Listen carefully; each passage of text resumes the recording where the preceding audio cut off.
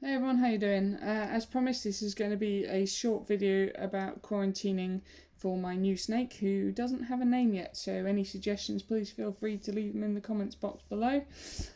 So I'm going to talk quickly about why I quarantine this new one, and the quarantine setup here, and how long and things like that. So first of all, this is the first time I've quarantined one of my new snakes. So Scipio I didn't quarantine, and since I got Scipio, I've read up a bit more and about adding different snakes to your pets, and decided that quarantining would probably be beneficial.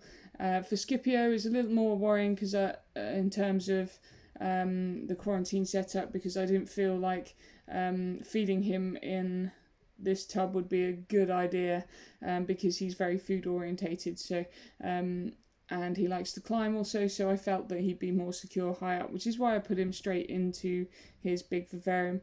But this little one, I've decided to go full quarantine just in case. I bought him from a breeder, and of course I checked him out pretty thoroughly at the breeders before I handed over the money. So I had just checked his skin, made sure he wasn't underweight, and made sure he didn't have mites that I could see, and just generally looked at his temperament and how he interacted with me. And I had a choice of two snakes. So this one here, which is a banana het clown royal python morph, and another royal python morph, which looked prettier, to be fair, but he was quite underweight because they had trouble feeding him initially, so they had to spread his feeds out a little bit more than normal for a baby, and basically he was a bit underweight. He was also not quite as friendly as this one, so I went with this one. I did regret leaving the other one behind,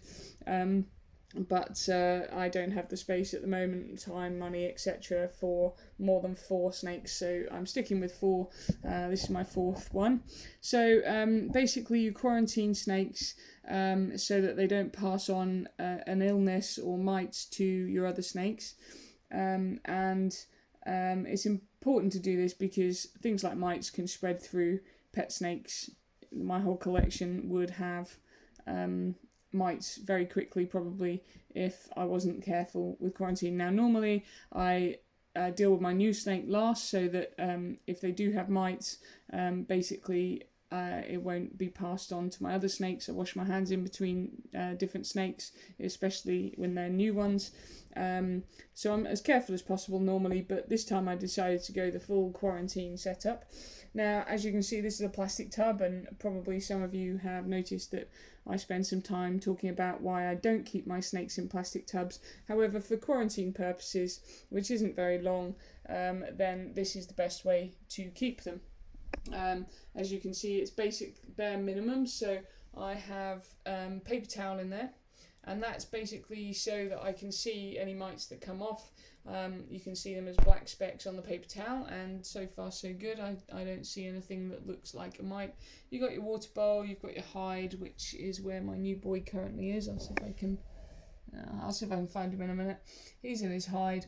I've just got some foliage just for a bit more cover for him. I've got a thermometer in there just to make sure the temperature's okay, and the whole thing, half of the tub is over a heat mat, which is on a thermostat. And basically the heat mat heats up the underside of the thing, which is why he's probably in his hide at the moment, and keeps him warm. But he's also got a colder end of the tub in which to go if he feels that he's too warm. So the tub is a basic setup, and that's so that if they do have mites or any other illness, everything can be cleaned really easy. You can keep the whole tub very clean. It's very easy to have a look at their poo and just check that there's nothing horrible in there.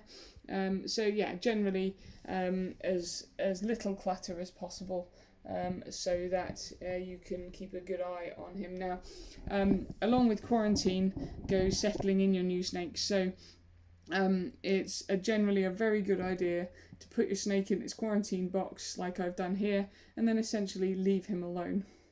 and you leave him alone for a week, week and a half, sometimes 2 weeks, which is what the breeder advised me. He was a proponent for the 2-week 2-week non-handling, and then you try and feed them. And if they feed, then all's good, and you can carry on with treating them as normal in terms of handling and getting them out, getting them used to you. So he's been in here, and I have basically looked at him and made sure he's okay, but I haven't picked him up other than transferring him from the bag that I got him in into the box. And basically that's all I've touched him. The rest of the time I've left him alone, and to be fair, he's been in his hide most of the time. They are a more nocturnal or crepuscular species, which means they're quite active at dawn and dusk. So it's quite light in here. I'm giving him enough daylight as well, and so he'll probably stay in his hide for a bit. He's also getting used to his new surroundings, which is why he's probably going to be in his hide for a bit. Last night I came in and caught him out exploring, and he quickly rushed back under his hide when he saw me, but hopefully he'll get more used to me, and once he's settled in, I'll then feed him with a fuzzy rat, which is just basically a small baby rat, and hopefully he'll feed, and then we can crack on from there. In terms of that, now quarantine in itself generally should be in a different room from where all your other animals are. So I've got this young man quarantining in my bedroom. It is secure, not that I mind too much about snakes getting out, but you can make sure that they're secure and not going to get out into your bedroom. He'll stay here for probably about a month, just to make sure that everything's okay. I might cut it a bit short, to be fair, maybe 3 weeks.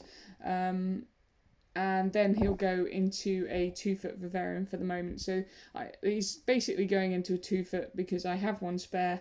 It's a good size for him as he is. He could go straight into his 4-foot adult vivarium, which I haven't yet bought, but I thought as I've got the 2-foot, I'll make use of it. He can stay in that for a bit until he gets a bit bigger, and then I'll put him into his 4-foot adult vivarium, where he will stay unless I upgrade my royals even further. But plans for the future, we'll talk about that maybe another day. So quarantine setup, very basic: water, paper towel, hide. I've put some foliage in just to make it a little bit more interesting for him. Thermometer, heat mat, and then I've just put it on top of something just to barrier for my carpet, essentially. But yeah, now I'll see if I can see him at all. I'll see if I can show him to you. You may not get much of a view of him. He's not in there. I think he's sticking out the other side. There we go. Just about see some of him there. So basically he's squished himself half out of his hide. I can't see him very well. What I'll do is when I've finished getting him sorted and he's fed for the first time, when I get him out and handle him, I'll do another video or a live stream or something like that, so that everyone can be introduced to him properly. Hopefully by then I'll have a name. I've got a short list, but like I said, if you've got any suggestions, feel free to just pop them in the comments box below, and we'll see if anyone comes up with a name that I like. Okay, so that's the end of my quarantine video. Completely different setup, as you can see, to my normal setup, but necessary and only for a short time.